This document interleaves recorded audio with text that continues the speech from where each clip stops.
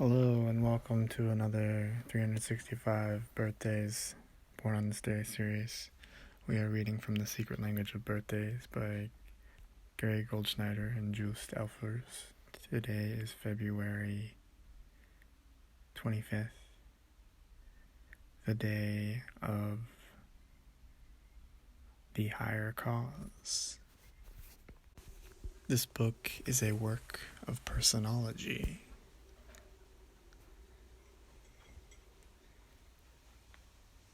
A day is a year, is a lifetime, is an age. Personology combines history, psychology, numerology, tarot, and astrology to form a personality guide for each person based on their day of birth.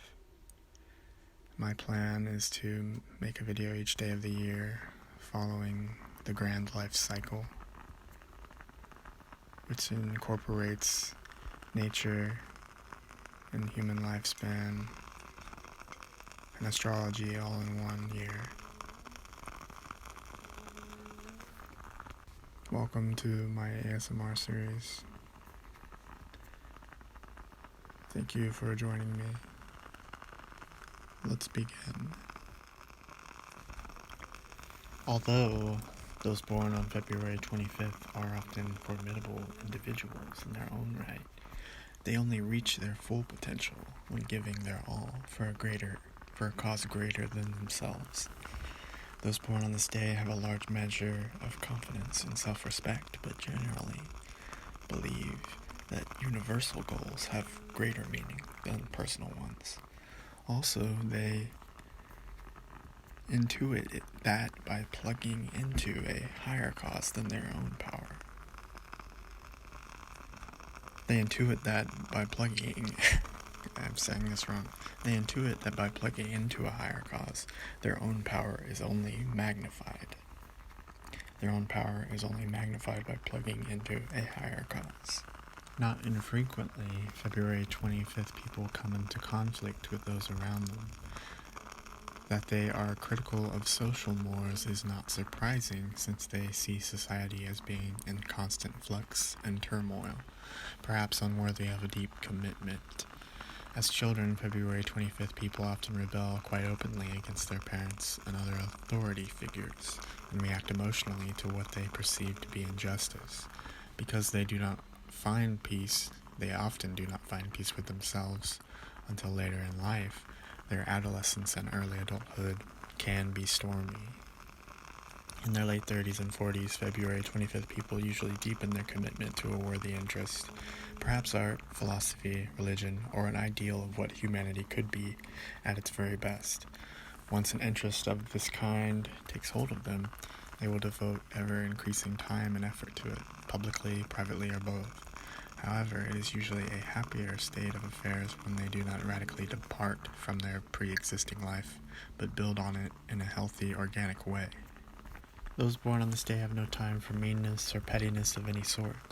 They may evince a regal bearing themselves and do things with a grand gesture, yet rarely adopt a condescending or elitist attitude. The most successful of February 25th people are thus able to communicate their high ideals and sense of purpose to others. The less evolved of this day may fail to convince others of their sincerity, and therefore be perceived as proselytizing or claiming types.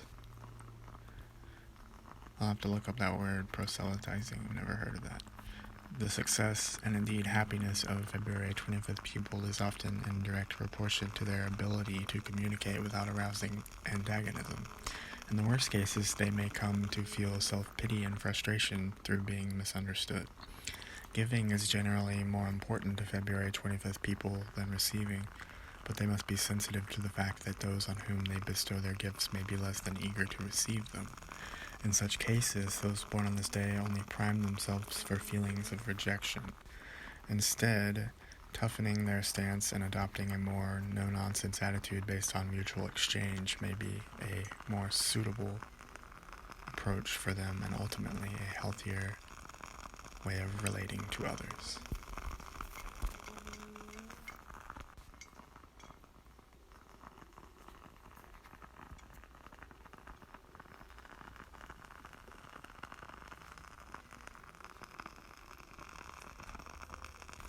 Numbers and planets. Those born on the 25th day of the month are ruled by the number 7. 25, 2 plus 5 equals 7, and by the planet Neptune, whose province is mystical and religious states. Such metaphysical influences are magnified in February 25th people, since their sign Pisces is also ruled by Neptune. So you got double Neptune action. Number 7 people generally enjoy change and travel, but since the number 25 has associations with danger, those born on February 25th must be vigilant in order to avoid accidents.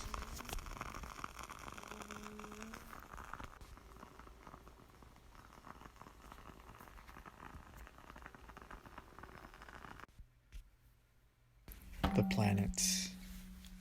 Astrology traditionally speaks of 10 principal heavenly bodies which can be viewed from the Earth. The 2 luminaries, Sun and Moon, 3 inner planets, Mercury, Venus, Mars, and 5 outer planets, Jupiter, Saturn, Uranus, Neptune, Pluto. All of these, including Sun and Moon, are called planets, and each represents a different facet of the human personality. The names of the planets largely derive from classical Greek and Roman mythology, and their symbolism from the gods and goddesses which they represent.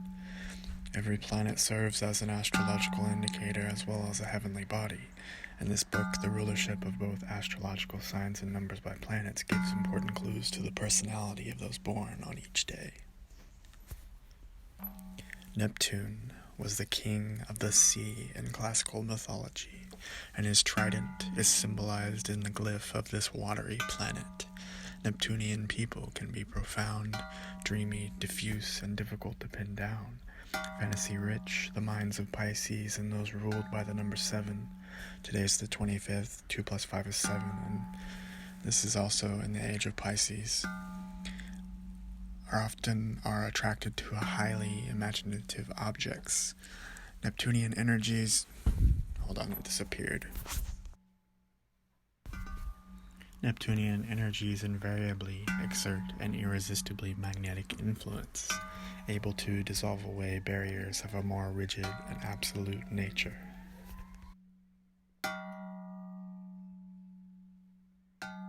And now some mythology on Poseidon, after whom Neptune is named.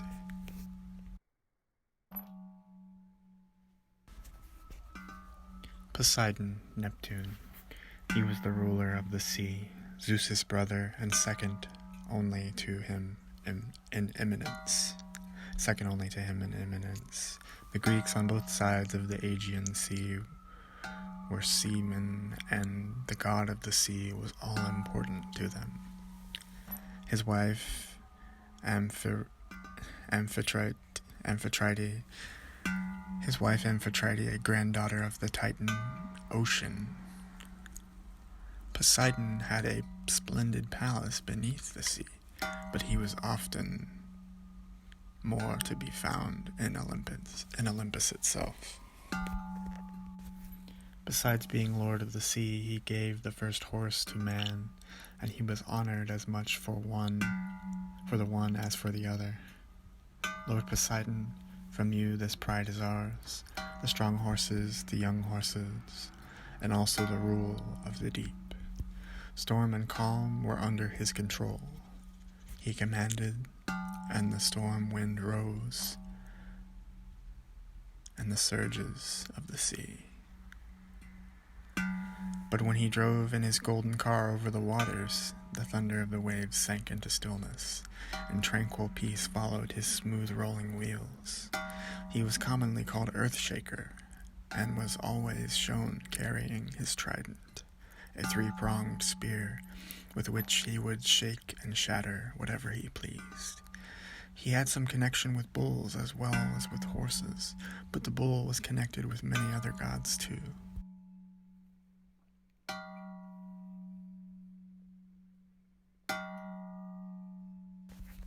After Kronos was deposed, the 3 sons threw dice for his empire. Zeus, the youngest, won and chose the sky.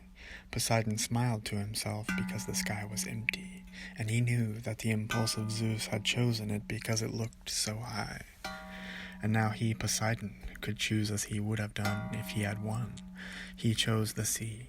He had always wanted it, and it is the best place for adventures and secrets, and makes claim on land and sky.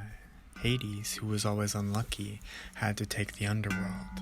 The earth was held as a commonwealth and left to the goddesses to manage. Poseidon left Olympus and came to his kingdom. He immediately set about to building a huge underwater palace with a great pearl and coral throne. He needed a queen and chose Thetis, a beautiful nereid, or water nymph.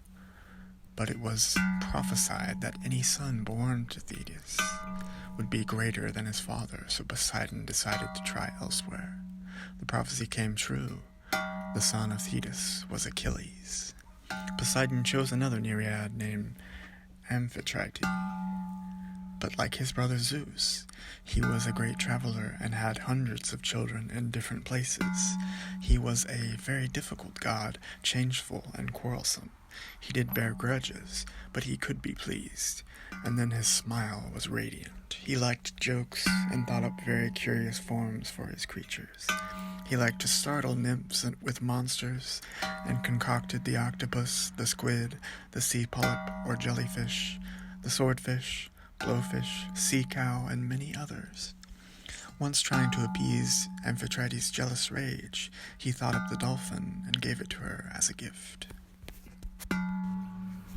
He was greedy and aggressive, always trying to add to his kingdom.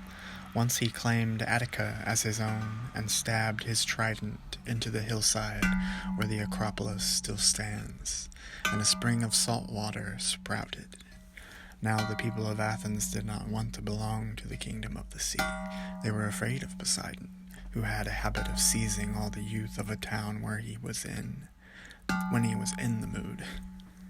So they prayed to be put under the protection of another god. Athena heard their prayers. She came down and planted an olive tree by the side of the spring. Poseidon was enraged. His face darkened, and he roared with fury, raising a storm. A fishing fleet was blown off the sea and never came to port. He challenged Athena to single combat and threatened to stir up a tidal wave to break over the city if she refused. She accepted, but Zeus heard the sound of this quarreling and came down and decreed a truce. Then all the gods sat in council to hear the rival claims. After hearing both Athena and Poseidon, they voted to award the city to Athena because her olive tree was the better gift. After that, Athenians had to be very careful when they went to sea, and were often unfortunate in their naval battles. Poseidon was very fond of Demeter, and pursued her hotly whenever he thought about it. He cornered her finally one hot afternoon in the mountain pass, and demanded that she love him. She didn't know what to do. He was so huge, so implacable, so persistent. Finally, Demeter said, "Give me a gift. You have made creatures for the sea, now make me a land animal, but a beautiful one, the most beautiful ever seen." She thought she was safe because she believed he could only make monsters. She was amazed when he made her a horse, and gasped with delight when she saw it. And Poseidon was so struck by his handiwork that he swiftly made a herd of horses that began to gallop about the meadow, tossing their heads, flirting their tails, kicking up their back legs, and neighing joyously. And he was so fascinated by the horses that he forgot all about Demeter, and leaped on one and rode off. Later he made another herd of green ones for his undersea stables. But Demeter kept the first herd. From that, all the horses in the world had descended. Another story says it took Poseidon a full week to make the horse. During that time he made and cast aside many other creatures that didn't come out right, but he simply threw them away without killing them, and they made their way into the world. From them have come the camel, the hippopotamus, the giraffe, the donkey, and the zebra. In another story, Demeter turned herself into a mare to escape Poseidon, but he immediately changed himself into a stallion, galloped after her, and caught her. From this courtship came a wild horse, Arion. and the nymph named Despoina. Demeter was also a moon goddess, and all through mythology there is a connection between horse and moon and sea. The she-horse is given a sea name, Mare.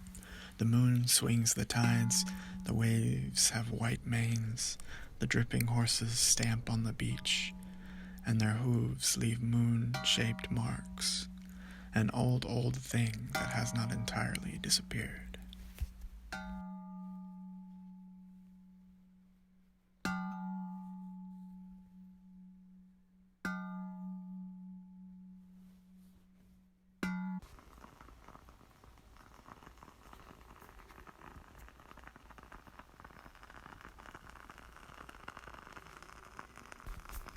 Chariot, the seventh card of the Major Arcana, is the Chariot, which shows a triumphant figure moving through the world, manifesting his physical presence in a dynamic way.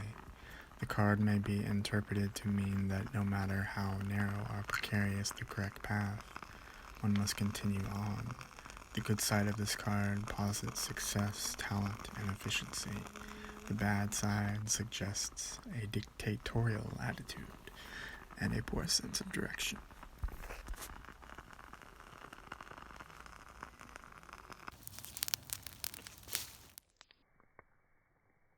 The Major Arcana. Far more significant are the 22 cards known as the Major Arcana, which cannot be associated with the modern playing card deck.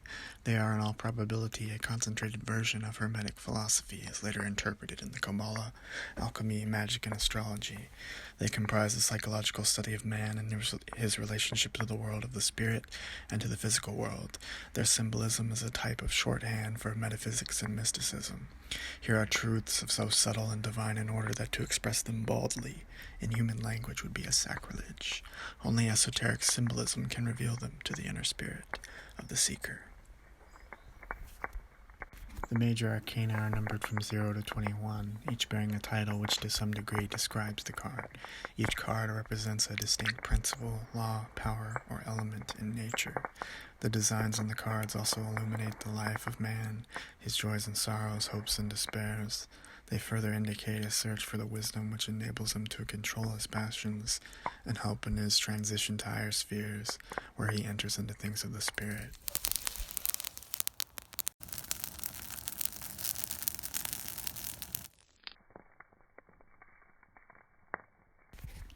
Any book on the occult will be more readily comprehended. Any of these cards of the Major Arcana can be the foundation for a great deal of meditation and inner enlightenment.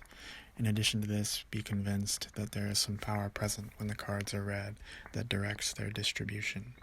An extra physical power, known and demonstrated as psychokinetic effect. Kinetic effect cooperates with the unconscious muscular activities of the person using the deck and tends to affect the cards as they are shuffled and cut so that when dealt they fall into positions that have significance in relation to the subject to the reading. The Fool, card number 0, can in a sense be compared to the Joker in the modern deck of cards, in that it has no assigned place in the deck, but stands more or less alone. Some writers on the tarot, in order to carry out their own interpretation, place the Fool between the 20th and 21st cards, or as the 22nd card, but there is no concrete evidence that this card belongs in that position, or for that matter, as the first card of the Major Arcana. Rather, this is a separate card, a third part of the deck, the sum total of all. The Fool is the sum total of all. The keys. The Chariot Key 7. An erect and princely figure rides under a starry canopy in a chariot drawn by 2 sphinxes. He carries the wand of authority and the will. The shield on the front of the chariot bears a symbol typifying the union of positive and negative forces. The white sphinx is a symbol of mercy, the black one of stern justice. Both the carnal and spiritual urges are under the strong control of the charioteer. The car symbolizes the combination of heavenly and earthly powers. The human personality is the vehicle through which the self manifests its dominion over all things. He drives the chariot by the strength of his will and the magic wand, but the tension of his will may weaken, and the sphinxes may pull in different directions and tear him and his chariot in two.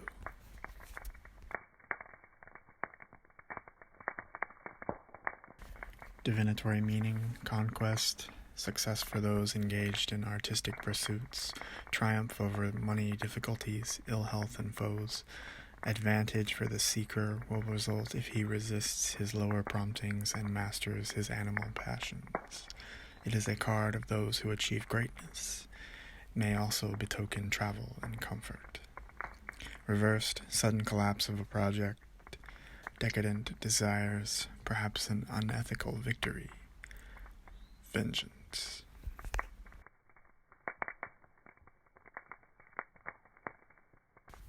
Tarot cards have been used for centuries to predict the future, shed light on the past, and reveal the mysterious patterns of character and destiny. But you know that anything you ask for is answered in the very question, as long as you can expel it out of yourself. Look into the flame and let yourself really be here. Let yourself be what is burning, and let yourself be the smoke that rises outward. Your question is answered. You just have to ask it.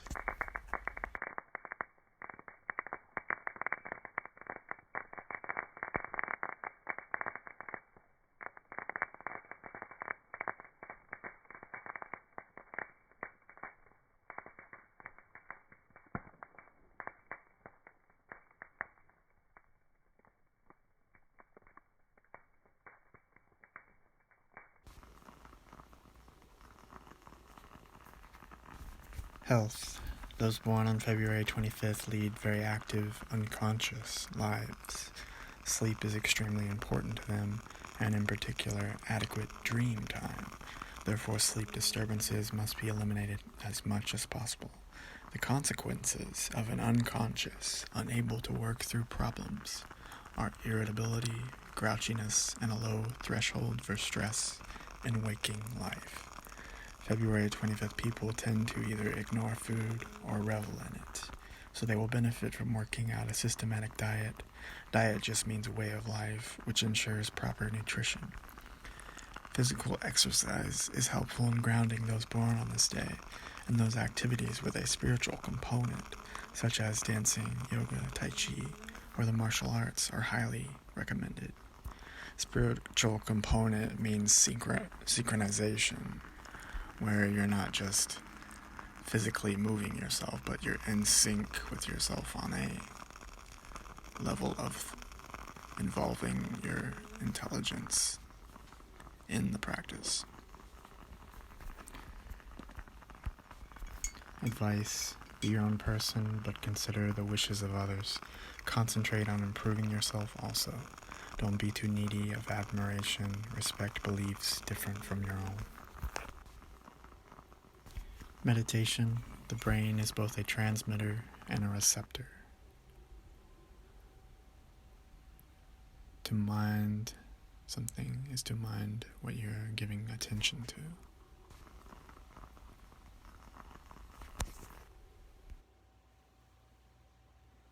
Thank you so much for watching. See you soon. Bye.